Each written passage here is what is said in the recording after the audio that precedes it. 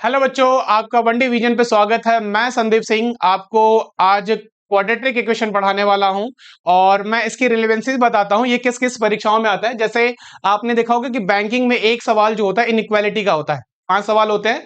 ठीक, अगर आप रेलवे की परीक्षाओं की बात करोगे, एसएससी की परीक्षाओं की बात करोगे तो एक क्वेश्चन यहां से भी आपको मिलेगा। पहले हम आज डिस्कस करेंगे कि इक्वेशन होता क्या है, समीकरण क्या होता है, फिर मैं आपको क्वाड्रेटिक इक्वेशन बताने वाला हूं। तो इक्वेशन क्या होता है या समीकरण क्या होता है, सीधा सीधा सा आप ऐसे समझो कि अगर लेफ्ट हैंड साइड में कोई भी चीज है, राइट हैंड साइड में कोई भी चीज है, दोनों तरफ अगर आप इक्वेट कर देते हो, उसी को हम लोग क्या कहते हैं, इक्वेशन। नाम ही आपका काम क्लियर कर रहा है कि समीकरण का मतलब, इक्वेशन का मतलब कि लेफ्ट और राइट साइड दोनों होना चाहिए। वो हम कैसे डिसाइड करेंगे कि लीनियर है, क्वाड्रेटिक है, क्यूबिक है, ये डिसाइड कैसे करते हैं। जैसे मैं आपके सामने एक समीकरण लिख रहा हूं, जैसे एल एक्स, मैं पेन ले लेता हूं, L X plus M Y plus N is equal to 0। तो आप ये कैसे कहोगे कि ये कौन सा इक्वेशन है।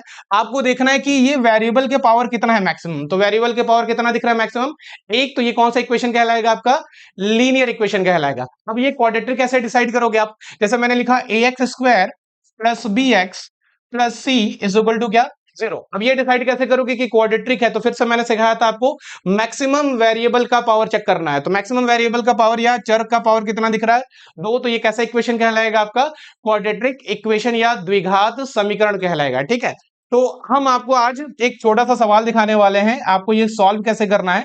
तो आइए देखते हैं कि कैसे सॉल्व करेंगे या किसी भी इक्वेशन को हम कैसे सॉल्व करने वाले हैं। तो आइए बेसिक से पहले मैं आपको बताता हूं, फिर हम आपको दूसरा अप्रोच भी सिखाते हैं। तो देखो बेसिक से कैसे सॉल्व करोगे। करना क्या होता है, आपको देखो 3 टर्म दिख रहा है, ये मिडिल टर्म दिख रहा है और ये वाला टर्म दिख रहा है, थर्ड टर्म दिख रहा है। आपको क्या करना है कि 7 को ऐसा स्प्लिट करना है कि मल्टीप्लाई करने पे कितना मिलना चाहिए मेरे भैया, 12 मिलना चाहिए। ऐड या सब्ट्रैक्ट करने पे कितना मिलना चाहिए, 7 मिलना चाहिए। चलिए आइए देखते हैं कि ऐसे कितने नंबर है। तो अगर आप इसको तोड़ोगे तो इसको कैसे लिख सकते हैं, मल्टीप्लाई करने पे आप देख सकते हो कि 4 का अगर हम 3 में मल्टीप्लाई करें तो व्हाट विल यू गेट, कितना पाओगे, 12 पाओगे। अगर आप 4 और 3 को ऐड कर दोगे तो कितना पाओगे, तो कहोगे सर 7 पाएंगे। तो 2 नंबर हमें दिख रहा है, एक 4 और 4 इंटू 3 12 दिख रहा है, 4 प्लस 3 कितना दिख रहा है, 7 दिख रहा है। तो कैसे स्प्लिट आउट करोगे, मैं इसको स्प्लिट आउट करके दिखा रहा हूं। एक्स स्क्वायर प्लस क्या हो गया 7x प्लस कितना, 7x नहीं, ये हो जाएगा। आप मैं स्प्लिट करूंगा इसको तो x square plus 4x plus 3x plus कितना 12 इज इक्वल टू कितना हो गया 0। ठीक, अब इस यहां से कॉमन क्या लोगे, इन दोनों अगर टर्म को पकड़े तो क्या दिख रहा है आपको, x दिख रहा है। x बाहर अगर मैंने निकाल लिया तो क्या बचा यहाँ पे, x प्लस कितना बचा, 4 बचा। प्लस अब अगर आप यहाँ पे देखोगे बच्चा, तो यहाँ पे 3 बाहर निकाल लिए तो यहाँ पे क्या बचा, x प्लस फिर से कितना बचा 4 इज इक्वल टू कितना हो गया 0। ठीक, अगर मैं आपसे कहूं कि यहाँ पे अगर आपको कॉमन दिखे तो x प्लस 4 यहाँ भी दिख रहा है, x प्लस 4 यहाँ भी दिख रहा है, तो x प्लस 4 हमने क्या कर लिया, बाहर निकाल लिया। तो x प्लस 4 बाहर हो गया, यहाँ पर क्या बच गया, x बच गया प्लस क्या बच गया 3 इज इक्वल टू क्या हो गया आपका 0। तो अगर एक बार मैं 0 के बराबर इधर कर दूं, जैसे मैंने कहा था इक्वेशन है तो 0 के बराबर या किसी नंबर के बराबर इक्वेट करना होगा।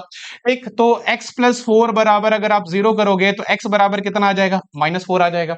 ठीक, सेम चीज अगर आप x प्लस 3 बराबर अगर आप 0 करोगे तो x बराबर कितना आने वाला है, -3। मतलब x की दो टर्म्स मिल गई, दो वैल्यू मिल गई, एक -4 मिल गया और एक क्या मिल गया आपका -3।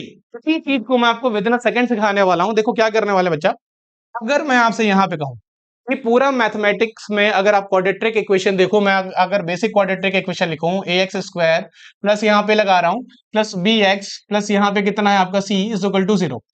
कितने जगह मैथमेटिकल ऑपरेशन यूज होने वाले हैं, कितने जगह, तो आप कहोगे सर 2 जगह यूज होने वाला है, एक जगह यहां यूज होने वाला है, एक जगह यहां यूज होने वाला है। मतलब आप देखोगे अलग अलग साइन के साथ बस यहीं पर ऑपरेशन यूज होने वाला है। और क्या क्या हो सकता है, जैसे पॉसिबिलिटी अगर हम आपसे देखें तो कहोगे सर पहले दोनों जगह प्लस हो सकता है, बिल्कुल ठीक है। और क्या हो सकता है, सर आप पहले जगह माइनस कर दो, दूसरी जगह प्लस कर दो, ठीक है। और क्या हो सकता है, तो कहो तो सर यहां प्लस कर दो और यहां क्या कर दो, माइनस कर दो। और क्या पॉसिबिलिटी है कि दोनों जगह क्या कर दिया जाए, माइनस कर दिया जाए। इसके अलावा और कोई पॉसिबिलिटी है नहीं। तो आइए हम देखते हैं कि क्या कर रहे हैं। कई लोग इसको आप कहते हैं, जब आप इनइक्वालिटी पढ़ते हो तो कई लोग कहते हैं कि आप इसको याद कर लो, तो याद नहीं करना है। आप डायरेक्टली कैसे कर पाओगे, आप पहले वाले वैल्यू को पलट दो। अगर मैं आपसे कहूं कि पहले वाली वैल्यू को पलट दो, मतलब प्लस को अगर आप पलट दोगे तो प्लस का उल्टा क्या होता है, तो कहोगे सर प्लस का उल्टा क्या होता है, माइनस। ठीक। और जो रिजल्ट आया बच्चा, जो रिजल्ट आया उसको सेकंड वाले मल्टीप्लाई कर दो। तो प्लस को अगर माइनस से मल्टीप्लाई करोगे तो रिजल्ट क्या मिलने वाला है, कहोगे सर माइनस मिलने वाला है। मतलब अगर दोनों वैल्यू प्लस होती है तो उसका जो रिजल्ट आने वाला है वो दोनों क्या आने वाला है, माइनस आने वाला है। आइए दूसरे को देखते हैं। यहाँ पे क्या दिख रहा है बच्चा, माइनस दिख रहा है। माइनस को अगर हम पलट देंगे तो यहाँ पे क्या आ जाएगा, प्लस। प्लस का प्लस में मल्टीप्लाई होगा तो क्या मिलेगा, प्लस मिलेगा। ठीक, यहाँ क्या दिख रहा है, प्लस, तो प्लस को पलट दिया तो यहाँ पे क्या मिलेगा, माइनस। और माइनस का सेकंड में मल्टीप्लाई करेंगे तो यहाँ पे क्या मिलने वाला है, प्लस। ठीक है। अगर आप यहाँ देखो तो यहाँ क्या दिख रहा है, माइनस। माइनस को अगर पलट दोगे तो यहाँ पे क्या मिलने वाला है, प्लस। प्लस को प्लस माइनस के साथ मल्टीप्लाई करोगे तो क्या मिल जाएगा, माइनस। अब यही अप्रोच लगा के हम देखिए 5 सेकंड में कैसे सवाल बनाने वाले हैं। आप जो पहला सवाल हम लोगों ने पढ़ा था, इसी सवाल को हम with in a second solve करेंगे। ये जितने लाइन है आप इस सारे लाइनों को खत्म कर पाओगे 1 सेकंड के अंदर। देखो मैं फिर से दिखाता हूं आपको।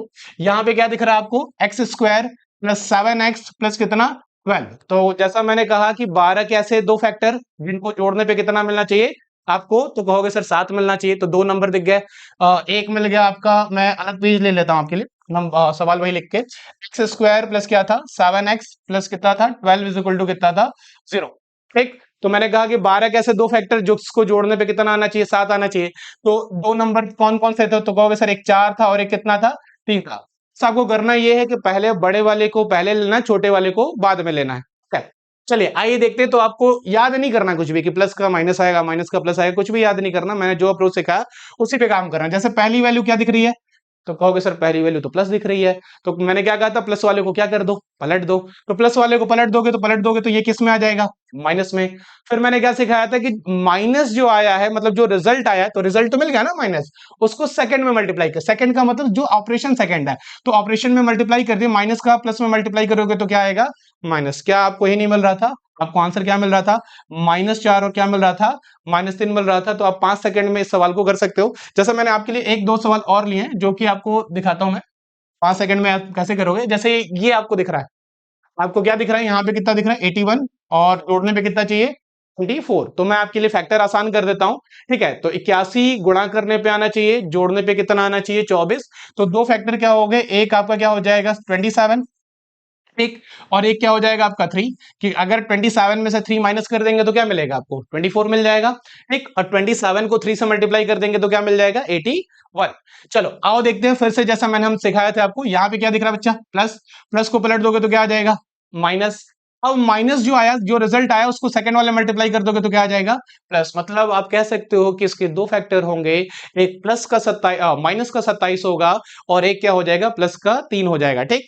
आपके लिए मैंने और सवाल लिए हैं। जैसे यहाँ देखो, अलग अलग सवाल है। यहाँ पे आपको दिख रहा होगा, इसके पहले वाले सवाल और इस सवाल में आपको डिफरेंस भी मैं बता देता हूँ।